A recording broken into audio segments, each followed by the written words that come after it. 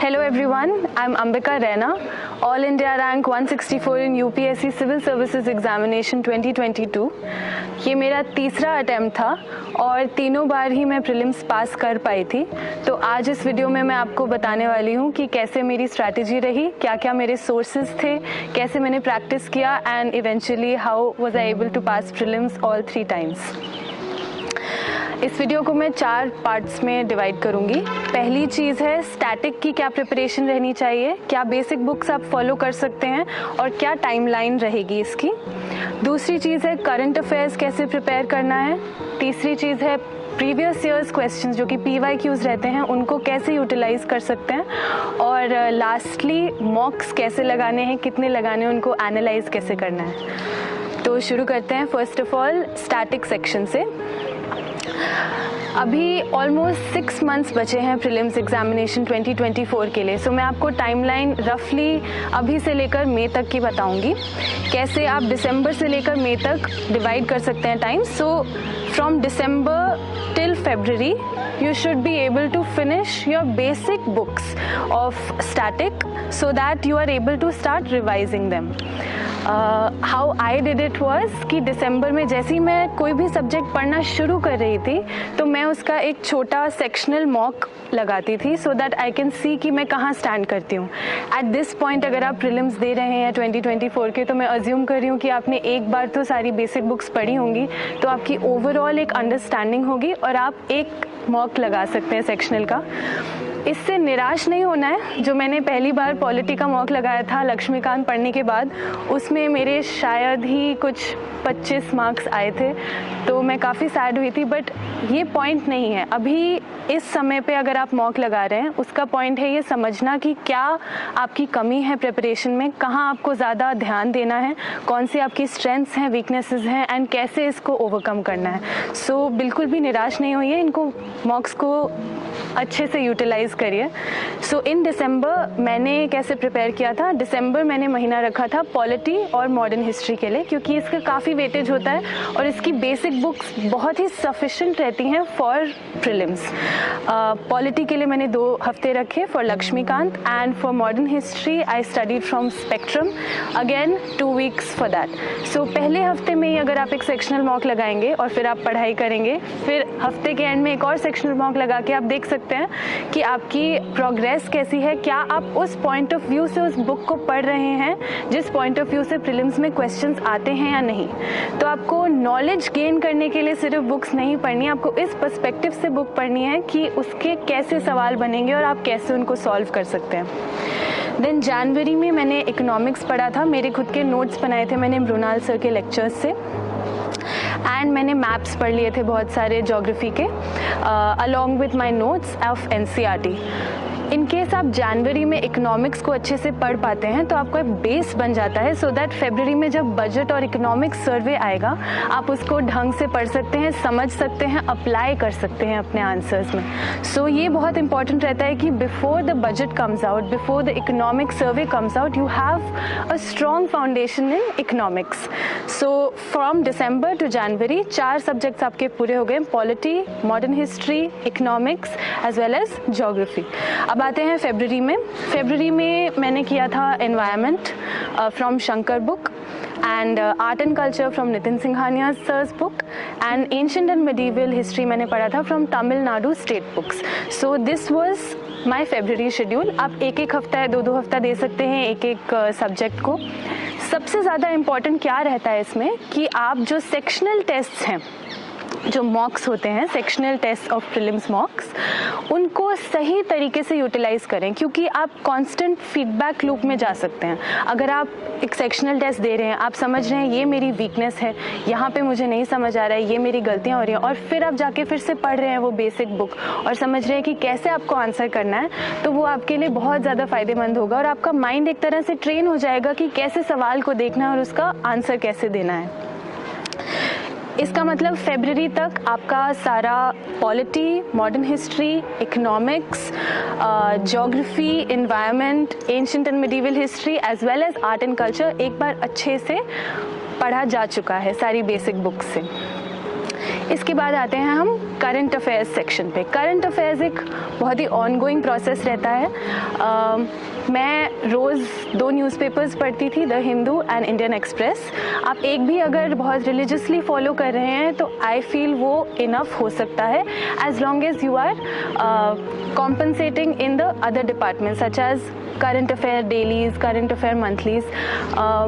I used to solve 10 questions every day, जो कि बहुत सारी कोचिंग इंस्टीट्यूट्स होते हैं वो रोज़ 5 questions a day, 5 questions a day ऐसे करके बनाते हैं रोज़ प्रीलिम्स के लिए। तो मैं रोज़ 2-3 वेबसाइट से 5-10 क्वेश्चन सॉल्व करती रहती थी रात को बैठ के। बहुत ही कैजुअल सा एटमॉस्फेयर होता है, इसको बहुत सीरियसली लेने की ज़रूरत नहीं है, बट जब आप रोज़ 5-10 क्वेश्चन सॉल्व करने की आदत बनाएंगे तो धीरे धीरे आपका स्टैमिना बनेगा, सो दैट आप 100 क्वेश्चंस भी एक साथ सॉल्व कर सकते हैं। सो करंट अफेयर्स के लिए क्या हो गया, एक तो हो गया डेली न्यूज़पेपर रीडिंग, बहुत ही रिलीजियसली करनी चाहिए। दूसरी चीज़ है फॉलोइंग डेली क्विजेस, जो 5-10 क्वेश्चंस आते हैं of coaching institutes. Third most important thing is any coaching monthly magazine को आप फॉलो करें, बिकॉज उसमें बहुत माइन्यूट डिटेल्स होते हैं जो कि आप न्यूज़पेपर रीडिंग से शायद मिस आउट कर रहे हो। अगर आप न्यूज़पेपर डेली पढ़ रहे हैं तो आपको मंथली मैगज़ीन पढ़ना काफ़ी इजी रहेगा, बिकॉज काफ़ी सारी चीज़ें रिपीट होती हैं, एडिटोरियल्स रिपीट होते हैं, कॉन्सेप्ट्स रिपीट होते हैं, थीम्स रिपीट होती हैं। So it's kind of a revision, आप कॉन्स्टेंटली एक रिविजन मोड में चलते हैं तो आपके दिमाग में वो चीज़ अच्छे से बैठ जाती है। सो मैं कहूँगी करंट अफेयर्स के लिए newspapers, daily quizzes, monthly magazines, and then since हम लोगों ने फरवरी में अपना सारा स्टैटिक ख़त्म कर दिया था, March onwards you can start reading PT 365। ये जो पूरे साल का करंट अफेयर्स रहा है उसमें से जो भी इम्पॉर्टेंट स्टैटिस्टिक्स हैं, डेटा पॉइंट्स हैं, इम्पॉर्टेंट फैक्ट्स हैं, वो सारी चीज़ें कंपाइल करके रिलीज़ होती हैं PT 365 में, जो कि प्रीलिम्स पॉइंट ऑफ व्यू से बहुत ज़्यादा इंपॉर्टेंट रहती हैं। सो मार्च ऑनवर्ड्स आप PT 365 पढ़ना शुरू कर सकते हैं। इसको एकदम ध्यान से पढ़ें, एक एक लाइन इसकी इंपॉर्टेंट होती है, उसको एक बार में याद करने की कोशिश ना करें, ट्राई करें कि आप इसको 2-3 बार रिवाइज कर पाएँ सो दैट आपके दिमाग में वो बैठ जाए। So this was for current affairs. अभी हमने देखा पहली बात static books, second was current affairs, and thirdly how to use previous years questions. सो इसके 2 तरीके हैं और मैं दोनों आपको बताना चाहूँगी। पहली चीज़ है प्रीवियस ईयर्स क्वेश्चंस। बहुत सारी कोचिंग की वेबसाइट्स होती हैं जिसमें वो सेग्रीगेटेड रखते हैं सब्जेक्ट वाइज। सो अगर आप हिस्ट्री पढ़ रहे हैं तो उसमें subject wise previous years question segregated रहेंगे, जो ज्योग्राफी पढ़ रहे हैं तो उसके क्या क्या क्वेश्चंस रहे हैं। तो पहले सबसे मार्च के महीने में मैं subject wise previous years questions देखना शुरू कर देती थी और उसके बेसिस पे अपना प्रिपरेशन और फाइन ट्यून करती रहती थी। जहाँ पे मुझे रिवीजन की ज़रूरत है वहाँ रिवाइज करती थी, जहाँ पे मुझे और पढ़ने की ज़रूरत है, कंटेंट डेवलप करने की ज़रूरत है, वहाँ पे कंटेंट डेवलप करती थी। सो प्रीवियस ईयर्स क्वेश्चन को बहुत स्मार्टली यूज़ करना है, क्योंकि ये एक बहुत कीन इंसाइट है into the minds of the examiner.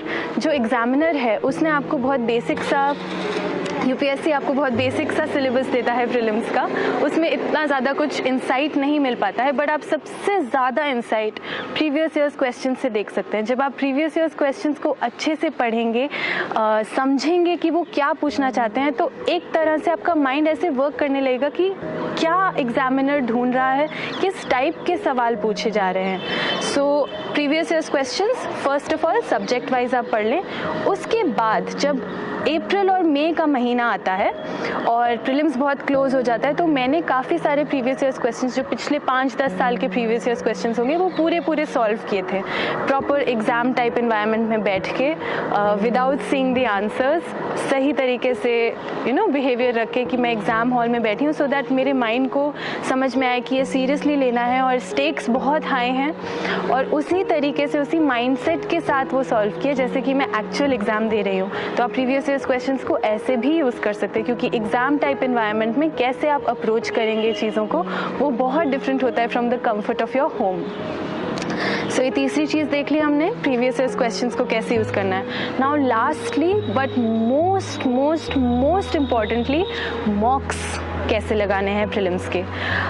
If I see one thing which helped me pass prelims every single time, I will definitely say it was the number of mocks I gave and how I analyzed it. तो सिर्फ ये important नहीं रहता है कि आप कितने सारे मॉक्स लगा रहे हैं, उसके साथ साथ इक्वली इम्पॉर्टेंट ये रहता है कि आप उसको एनालाइज कैसे कर रहे हैं. तो सबसे पहली बात तो आपको एटलीस्ट मतलब आपको नहीं पर मैं अपने लिए जो गोल बनाती थी कि एटलीस्ट 50 to 80 मॉक्स मेरे को पूरे सॉल्व करने हैं, full test 50 to 80 before my actual prelims paper. So that was a goal I set for my self. आप अपने हिसाब से देख सकते हैं, अगर आपकी ग्रोथ और मार्क्स बहुत अच्छे आ रहे हैं तो शायद आपको कम की ज़रूरत हो. मैं जब स्टार्ट किया था प्रिपरेशन तो मेरे मार्क्स बहुत ख़राब आते थे, तो I needed so many prelims papers to practice and finally reach a place where I was confident that I would be able to clear the cutoff. सो अप्रैल के महीने में मैं रोज़ एक फुल टेस्ट लगाती थी और मई के महीने में मैंने रोज़ 2 फुल टेस्ट लगाए हैं. एक सुबह में लगाती थी, एक शाम को लगाती थी. बट फुल टेस्ट लगाने के अलावा जो मैंने किया है उसके बाद वो ज़्यादा इम्पॉर्टेंट है. After I use to give the paper I use to sit with my questions. मैं देखती थी कि कौन से वो सब्जेक्ट्स हैं, क्या मैं हिस्ट्री में वीक हो रही हूँ, क्या मैं साइंस टेक में वीक हो रही हूँ, क्या मेरा आर्ट एंड कल्चर स्ट्रॉन्ग है.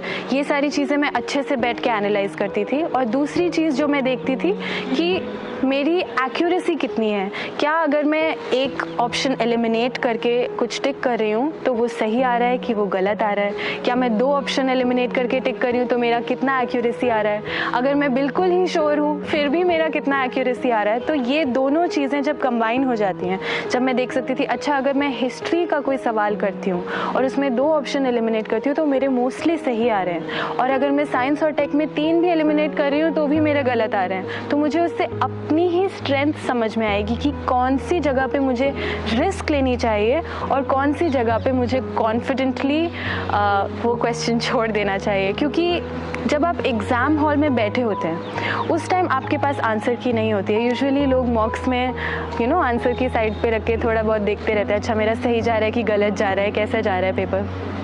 बट एग्ज़ाम हॉल के अंदर आपको इतनी अनसर्टेनिटी होती है और आपकी स्टेक्स इतनी हाई होती हैं कि टेंशन बहुत ज़्यादा हो जाती है. उस समय में समझ नहीं आता कि रिस्क कहाँ लेनी चाहिए और कहाँ केयरफुली प्रोसीड करना चाहिए, कहाँ एलिमिनेशन यूज़ करना चाहिए, कहाँ नहीं करना चाहिए. तो उसको काउंटर करने के लिए मैंने ऐसे एनालाइज किया था ताकि मुझे पता चले अच्छा अगर इस सेक्शन ऑफ द सिलेबस से क्वेश्चन आया है तो क्या ये मेरी स्ट्रेंथ है, क्या मुझे कैलकुलेटेड और कॉन्फिडेंट रिस्क लेना चाहिए, क्या मुझे नहीं लेना चाहिए, कितने मैं क्वेश्चंस अटेम्प्ट कर रही हूँ, कितने क्वेश्चंस मुझे अटेम्प्ट नहीं करने चाहिए. ये सारी चीज़ें आपको मॉक्स से ही आएंगी. अगर आप रोज़ मॉक्स लगा रहे हैं तो आपका माइंड एक तरह से ट्रेन हो जाता है. जैसे कि मैंने पहले बोला था, एक मेमोरी टाइप की बन जाती है आपके माइंड में कि किस तरह से ये चीज़ को टैकल करना है. तो उससे आपका कॉन्फिडेंस भी बढ़ेगा. आप एग्ज़ाम हॉल में उतने ज़्यादा नर्वस भी नहीं होंगे क्योंकि आपको पता है कि आपने पहले 100 मॉक लगाए हुए हैं और उसमें आपके अगर कट ऑफ क्लियर हो रहे हैं तो एक लेवल ऑफ कॉन्फिडेंस आ जाता है जो कि बहुत ही नेसेसरी है इस पेपर में. लोगों को बहुत कुछ आता है, वो कट ऑफ क्लियर भी कर रहे होते हैं, बट कॉन्फिडेंस की कमी की वजह से उस दिन वो नर्वस हो जाते हैं और वो परफॉर्म नहीं कर पाते हैं. तो आप ये चीज़ ज़रूर दिमाग में रखें कि सबसे ज़्यादा इम्पॉर्टेंट है माइंडफुलनेस, कंसंट्रेशन और आपका अपने ऊपर भरोसा. आपको अपने ऊपर भरोसा रखना है, आपको डरना नहीं है, आपको सहम नहीं जाना है. जब आपकी तैयारी पूरी है, आप पूरे अभी से 6 महीने हैं ऑलमोस्ट, अभी से आप लग जाइए, जुट जाइए, अच्छे से तैयारी कीजिए और लास्ट डे पे जाके जब आप एग्ज़ाम हॉल में बैठेंगे ज़रूर ऐसे सोचिए कि मैंने अपना पूरा बेस्ट दिया है, अब जो होगा वो देखा जाएगा. क्योंकि प्रीलिम्स बहुत ही अनप्रेडिक्टेबल पेपर बनता जा रहा है, हर साल और ज़्यादा अनप्रेडिक्टेबल होता जा रहा है. सो आप सिर्फ अपनी तरफ से अपनी तैयारी पूरी रख सकते हैं, बाकी सब पे आपका कंट्रोल नहीं है. So control the controllables and all the best. Lastly मैं कहना चाहूँगी कि सीसैट को बिल्कुल भी इग्नोर ना करें. सीसैट भी हर साल और ज़्यादा कॉम्प्लेक्स, कॉम्प्लिकेटेड, टफ, डिफ़िकल्ट सब होता जा रहा है. सो डेफिनेटली सीसैट को बिल्कुल इग्नोर ना करें, बिल्कुल लाइटली ना लें. उसके लिए पढ़ें, उसके मॉक्स लगाएं, देखें कि आप उसमें स्कोर कर पा रहे हैं कि नहीं कर पा रहे हैं, so that day you are confident in your preparation and you are able to give your best. All the best.